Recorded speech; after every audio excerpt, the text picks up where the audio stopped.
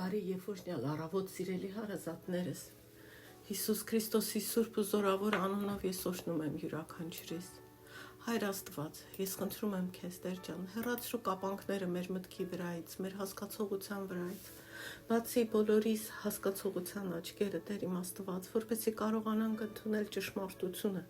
քո ճշմարտությունը, հասկանանք, որ չկան տարբեր ճշմարտություններ, կա մի ճշմարտություն, եւ այդ ճշմարտությունը Հիսուս Քրիստոսն է։ Որ ընդունենք քո խոսքը Աստվածաշնչից, Տեր, որտեվ դու քո խոսքը բարձրես դրել անգամ քո անունից, քո խոսքը հավիտենական է եւ քո խոսքով ենք մենք դատվելու։ Տեր, ողորմիր մեզ եւ գթա մեզ, բացի մեր հասկացողությունը, հեռացրու մեզնից կուրությունը, պատերազմի մեր մեջ եղած ապստամբությանը, որ չարից է գալիս, որ հակառակվենք քո խոսքին, Տեր։ Հիսուսի անունով խնդրում եմ նաեւ, Տեր ջան, բոլոր նրանց, ովքեր չեն կարդում քո խոսքը, ովքեր չեն լսում քո խոսքը, արձակի քո մշակներին նրանց կյանքի մեջ, Տեր, որ ոչ մեկ առանց քո մշակի այցելության չմնա, Տեր ջան, Հիսուսի անունով աղոթեցի, ամեն։ Հիմա անդրադառնում ենք Հռոմեացիների նամակի մեկնաբանությանը ըստ իմ հովիվ Էբո Էսելի, կներեք։ Եկեք, ուրեմն մենք երկու օրը խոսում ենք ավետարանի բնույթի մասին, որտեղ մենք ուզում ենք սովորել, որն է ճիշտ ավետարանը, որպեսզի չխափնվենք, որտեղ եթե մենք ընդունենք սխալ ավետարանը, մեր փրկությունը խաթարված կլինի։ Ճշմարիտ ավետարանն է փրկում։ Դրա համար մենք պետք է իմանանք, որն է ճշմարիտ ավետարանը։ Եվ երեք խոսում ենք այն մասին, որ Հիսուս Քրիստոսը եւ Աստված է եւ մարդ, լիովին Աստված, եւ դա հիմնարար բնույթն է ավետարանի։ Կեղծ ավետարանները եւ բոլոր կրոնները, որոնք կեղծ են, մերժում են դա։ Ասում են կամ Հիսուսը մարդ է, կամ մարգարե է, բայց չեն ընդունում նրա Աստված լինելը։ Սա կեղծ ավետարան է։ Խոսեցինք այդ մասին, խոսեցինք նաև, որ նա է միակ միջնորդը, որտեղ նա է լիովին մարդ եւ Աստված, եւ միայն նա կարող է լինել միջնորդ մարդկության համար Աստծո առաջ։ Նորից նշեցինք, որ կեղծ կրոնները մերժում են Հիսուսի մարմնավորումը, մերժում են, որ նա մարդ դարձավ, եկավ աշխարհ։ Ավետարանը ներկայացնելիս մենք պետք է ընդգծենք ճշմարտությունը եւ ինքներս ընդունենք ու հիմնվենք այդ ճշմարտության վրա։ Հիմա նորից կարդանք այդ հատվածը ու շարունակենք մեկնաբանությունը։ Հռոմեացիներ նամակի առաջին գլխից, առաջին խոսքից մինչև 7-ը։ Պողոսը Հիսուս Քրիստոսի ծառա, կոչված առաքյալ լինելու, ընտրված քարոզելու Աստծո ավետարանը, որ Սուրբ գրքում Աստված նախապես իր մարգարեների միջոցով խոստացել էր իր որդու մասին, որ մարմնով սերում էր Դավթի սերնդից, ըստ Սուրբ Հոգու Աստծո որդի էր սահմանված, զորությամբ մեռելներից հարություն առնելով մեր Տեր Հիսուս Քրիստոսը։ Հիմա կենտրոնանանք այս 4-րդ խոսքի վրա։ Ըստ Սուրբ Հոգու Աստծո որդի էր սահմանված, զորությամբ մեռելներից հարություն առնելով մեր Տեր Հիսուս Քրիստոսը։ Այս հատվածը ընդգծում է Սուրբ Հոգու գործը Հիսուս Քրիստոսի կյանքում։ Առաջինը Հիսուսի հղացումը Սուրբ Հոգուց, այսինքն, որ Մարիամը հղիացավ Սուրբ Հոգուց, սա ցույց է տալիս, որ Հիսուսը լիովին մարդ էր եւ լիովին Աստված, որտեղ նրա հայրը Աստծո Հոգին էր, Սուրբ Հոգին։ Երկրորդ, Հիսուսի ծննդյան ավետումը, որը տեղի ունեցավ նորից Սուրբ Հոգուց։ Հիսուսի մկրտությունը, Սուրբ Հոգին աղավնու տեսքով իջավ նրա վրա, ցույց տալու ով է Աստծո որդին, ով է Աստծո ընտրյալը։ Երրորդը Հիսուսի կյանքն ու ծառայությունը, Աստված օծեց Հիսուսին Սուրբ Հոգով եւ զորությամբ։ Եվ վերջապես Հիսուսի մահը, թաղումը եւ հարությունը, այս ամենը Սուրբ Հոգու գործն էր Հիսուս Քրիստոսի կյանքում։ Հիսուսը կատարեց հին կտակարանի մարգարեությունները, որոնք Աստված հռչակել էր Քրիստոսի մասին, եւ այդ ամենը արվեց Սուրբ Հոգով։ Հիսուսը սինագոգում ընթերցեց Եսայիա մարգարեության 61-րդ գլխի հատվածը եւ ասաց. «Տիրոջ Աստծո հոգին ինձ վրա է»։ Այդ տեքստը ընդհանուր բնույթի տեքստ չի, այն մեսիական տեքստ է, մատնանշում է օծալին, Քրիստոսին, դրա համար Հիսուսը այն կարդաց եւ հռչակեց։ Կարդանք Ղուկաս ավետարանի 4-րդ գլխի 16-ից 20 խոսքերը։ Հիսուսը եկավ Նազարեթ, որտեղ մեծացել էր,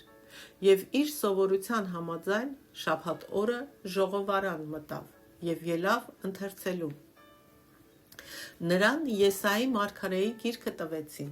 եւ երբ գիրքը բացեց, գտավ այն տեղը, որտեղ գրված էր. «Տիրոջ հոգին ինձ վրա է, որովհետև ինձ օծեց եւ ինձ ուղարկեց աղքատներին բարի լուրը ավետելու, սրտով բեկյալներին բժշկելու, գերիներին ազատություն քարոզելու եւ կույրերին տեսողություն տալու, հարստահարվածներին ազատ արձակելու, Տիրոջ ընդունելի տարին քարոզելու»։ Եվ փակելով գիրքը պաշտոնյային տվեց ու նստեց։ Ժողովարանում բոլորի աչքերը նրան էին սևեռված եւ սկսեց նրանց ասել. «Այսօր այս գրվածքը կատարվեց, որ ձեր ականջներով լսեք»։ Այն ժամանակ ու մինչև օրս էլ թագավորները պետք է օծվեին։ Աստված օծեց իր որդուն ու նրան թագավորների թագավորն է, ըստ Հայր Աստծո կամքի, եւ Հիսուսը նաեւ բարձրյալ քահանայապետն է, որ նորից օծվել է Հայր Աստծո կողմից։ Հիսուսին Աստծո որդի հռչակելը Սուրբ Հոգու գործն էր։ Սուրբ Հոգին հռչակեց Հիսուսը հռչակվեց Աստվածային ողջ զորությամբ, ցույց տալով Հիսուս Քրիստոսի ինքնության որպես Աստծո որդու հեղինակավոր եւ անշղթելի բնույթը։ Աստծո որդի տիտղոսը նույնպես մեսիական տիտղոս է։ Այն արտահայտում է թե Հիսուսի աստվածային բնույթը, թե նրա դերը որպես խոստացված Մեսիա, Քրիստոս։ Սա քրիստոնեական աստվածաբանության կենտրոնական ճշմարտություններից է, հաստատելով Հիսուսի եզակի հարաբերությունը Հայր Աստծո հետ։ Այս ամենը կարևոր է, որովհետև երբ Աստվածաշունչն ասում է, որ մարդկանց տրված չէ այլ անուն, որով պետք է փրկվեն, նշանակում է, որ յուրաքանչյուր անձ, որի միջոցով գալիս է փրկությունը, պետք է կատարի հին կտակարանի բոլոր մարգարեությունները, եւ ոչ ոք չկատարեց դրանք, բացի Հիսուս Քրիստոսից եւ միայն Հիսուս Քրիստոսից։ Ոչ Բուդդան, ոչ Մոհամեդը, ոչ որևէ մեկը, միայն Հիսուսը։ Հիմա դրա համար էլ նա միակ անունն է, որով որևէ մարդ կարող է փրկվել։ Հիմա անդրադառնանք Հռոմեացիների 1-ին գլխի 4-րդ խոսքի 2-րդ մասին։ Ըստ Սուրբ Հոգու Աստծո որդի էր սահմանված զորությամբ մեռելներից հարություն առնելով մեր Տեր Հիսուս Քրիստոսը։ Խոսելու ենք զորությամբ մեռելներից հարություն առնելով մեր Տեր Հիսուս Քրիստոսը խոսքի մասին։ Մեռելներից հարություն առնելը առանցքային է մեր որպես քրիստոնյաների ինքնության համար։ Այն առանցքային է նաև Հիսուսի ինքնության համար։ Այն հաստատում է Հիսուսի աստվածությունը եւ վավերացնում նրա բոլոր պնդումները ու ուսմունքները։ Երբ Հիսուսը հարություն առավ, դա հաստատեց այն ամենը, ինչ նա ասել էր իր մասին, որպես Աստված, որտեղ մահը չի կարող Աստծուն ետ պահել։ Հիշում եք Հիսուսը ասաց. «Ոչ մեկ իմ կյանքը զորով ինձանից չի վերցնում։ Ես եմ իմ կամքով իմ կյանքը դնում, որտեղ ես իշխանություն ունեմ իմ կյանքը դնելու եւ նորից իմ կյանքը հետ վերցնելու»։ Որևէ մարդ, որը միայն մարդ է, Աստված չի, կարա իր կյանքը հետ վերցնի։ Իհարկե ոչ։ Բայց Հիսուսը կարող էր, որտեղ նա եւ մարդ էր, եւ Աստված։ Ահա թե ինչու հարությունը ավետարանի քարոզության գլխավոր սյուներից է։ Առանց դրա ոչ ոք չի կարող փրկվել։ Դու չես կարող փրկվել, եթե դու չես հավատում, որ Հիսուսը հարություն է առել։ Ինչպես կփրկվես, եթե մեռնես ու մնաս մեռած։ Ու եթե Հիսուսը հարություն չի առել, այդ հարության զորությունը ուրեմն չի գործում նաև քո մեջ։ Առաջին Կորինթացիների նամակի 15-րդ գլխի 12-ում Պողոսն ասում է. Իսկ եթե Քրիստոսի մասին քարոզվում է, որ մեռելներից հարություն է առել, ինչպես են ձեզանից ոմանք ասում, մեռելների հարություն չկա։ Հարությունը Քրիստոսի կյանքի ամենաշատ վիճարկված փաստերից է։ Ոչ մի այլ կրոնական խումբ գրեթե չի հավատում, որ Հիսուսը հարություն առավ մեռելներից, եւ դա պատահական չէ։ Ինչու՞։ Որտեւ հարությունից հետո Աստծո կամքով Հիսուսը իրեն չհայտնեց բոլորին, չերևաց բոլորին, այլ միայն իր աշակերտներին եւ իրեն հետևողներին, որոնք պետք է լինեին իր հարության վկաները եւ քարոզեին իր խոսքը։ Բայց մենք շնորհակալություն ասենք Աստծուն, որ այս ամենը արձանագրել է մեզ համար Աստվածաշնչում եւ ոչ միայն քրիստոնյաների, այլ ամբողջ մարդկության համար։ Մատթեոսի, Մարկոսի, Ղուկասի եւ Հովհաննեսի ավետարանները պատմական վկայություններ են, դրանք առասպելներ կամ հորինվածքներ չեն։ Որոշ լիբերալ, այսպես կոչված առաջադեմ աստվածաբաններ, իրենց կուրության պատճառով դրանք դիտում են որպես բարոյական օրինակներ կամ խորհրդանշանական ուսմունքներ, բայց ոչ, Հիսուսի հարությունը իրականում տեղի ունեցել, դա պատմական փաստ է, առանց հարության մեր հույսը մեռած հույս է։ Գերեզմանում փտած մեկը ո՞նց կարա մեզ փրկի։ Պողոսն ասում է, որ աշակերտները տեսան հարություն առած Հիսուս Քրիստոսին։ Մենք ունենք վկայություններ, որ Հիսուսը հայտնվեց նրանց։ Հարություն առած Հիսուսը նույնիսկ նրանց համար կերակուր պատրաստեց։ Շատերը վիճարկում են սա։ Իսլամը նույնպես մերժում է հարությունը, եւ դրա համար Պողոսը առաջին Կորինթացիների 15-րդ գլխի 13-ում շարունակում է ասելով. Եթե մեռելների հարություն չկա, ապա Քրիստոսն էլ հարություն չի առել, եւ եթե Քրիստոսը հարություն չի առել, ուրեմն մեր քարոզությունը ունայն է եւ ձեր հավատը։ Եթե այս մարդիկ Քրիստոսին իսկապես չէին հանդիպել, եւ առաքյալն ասում է, եթե Քրիստոսը հարություն չի առել, իմ քարոզությունը դատարկ բան է ու ձեր հավատն էլ դատարկ, ինչ եք կարծում, այս մարդիկ ինչի շարունակեցին իրենց կյանքը վտանգելով քարոզել Քրիստոս, քարոզել բարի լուր, քարոզել ավետարան։ Պողոսը գլխատվեց իր քարոզության համար։ Պետրոսը գլխիվայր խաչվեց։ Հովհաննես առաքյալին դրեցին յուղի մեջ, եռացրեցին, բայց չմեռավ Աստծո պաշտպանությամբ։ Մյուս առաքյալները խաչվեցին, գլխատվեցին, մարգարեներին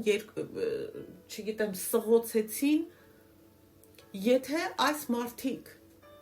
իսկապես չէին հանդիպել հարություն առած Քրիստոսին, իրենց ինչու դրեցին նման վիճակի մեջ։ Երբ որ գիտեին, եթե Հիսուսը հարություն չի առել, իրենց քարոզությունը դատարկ է, դու ամենակիչը խելագար պիտի լինես, որ կյանքդ այդպես վտանգես մի բանի համար, որ գիտես չի եղել։ Այսինքն սա ապացույց է, որ այս մարդիկ հանդիպել էին հարություն առած Քրիստոսին։ Դրա համար էլ առաջին դարի քրիստոնյաները պատրաստ էին դիմանալ այն բոլոր տանջանքներին, հալածանքներին, որպեսզի միավորվեին հարություն առած Քրիստոսի հետ։ Հիմա հասկանում ենք, թե ինչու էին նրանք այսքան նախանձախնդիր քարոզում։ Նույնիսկ վտանգի առաջ, մահի վտանգի առաջ նրանք շարունակեցին քարոզել։ Ինչու՞։ Որտեվ հարությունը ճշմարիտ է, որտեվ Քրիստոսը իսկապես հարություն է առել։ Եվ մենք որպես քրիստոնյաներ նույնպես պետք է ունենանք այդ վստահությունը։ Բայց եթե քրիստոնյաները վստահություն չունեն, որ Հիսուսը հարություն է արել, գուցե այն պատճառն է, որ նրանք չեն լսում ճշմարիտ ավետարանը, որ ընդունել են կեղծ ավետարան, որտեղ ճշմարիտ ավետարանը զորություն եւ վստահություն է ծնում քո սրտում, անգամ երբ մեծ ընդդիմություն կա քո դեմ, անգամ երբ ողջ աշխարհն է քո դեմ։ Նրա միջոցով մենք ստացանք շնորհ եւ առաքելություն հավատքի հնազանդությունը հաստատելու համար բոլոր ազգերի մեջ, նրա անվան համար։ Սուրբ Հոգու միջոցով մենք ստացել ենք շնորհ եւ առաքելություն գործատրված ամեն մեկիս, նախ որ հավատքով հնազանդվենք Աստծուն, հավատքի հնազանդություն հաստատենք բոլոր ազգերի մեջ Հիսուս Քրիստոսի անվան համար։ Այս թվում գտնվում եմ ես եւ դու ամեն քրիստոնյա, կանչված ենք պատկանելու Հիսուս Քրիստոսին, հնազանդվելու Հիսուս Քրիստոսին եւ նրա անվան համար քարոզելու այս ճշմարտությունը բոլոր ազգերի մեջ, որպեսզի հավատքի հնազանդությունը հաստատվի բոլոր ազգերի մեջ։ Այսքանը այսօր։ Շնորհակալ ենք Տեր Աստված քո ճշմարտության համար։ Շնորհակալ ենք Հիսուս Քրիստոս, որ դու հարություն ես առել, որ քո հարությունը հեքիաթ չի, դա իրականություն է։ Շնորհակալ ենք փրկության համար։ Շնորհակալ ենք, որ դու գործում ես մեր կյանքերում։ Թող խափանվեն չարի բոլոր ստերը, որ կապում է, լցնում մեր մտքերի մեջ, Տեր։ Քանդի մեր վրայից այդ կապանքները։ Ների մեզ, որ ստերին ընդունել ենք, հավատացել ենք, Տեր ջան։ Թող ճշմարտությունը հաստատվի եւ շնորհ տուր, Տեր, վաղը շարունակելու եւ կիսելու քո խոսքը։ Շնորհակալ եմ, Տեր, գործի ամեն սրտում ողորմած Աստված, Հիսուսի անունով աղոթեցի։ Ամեն։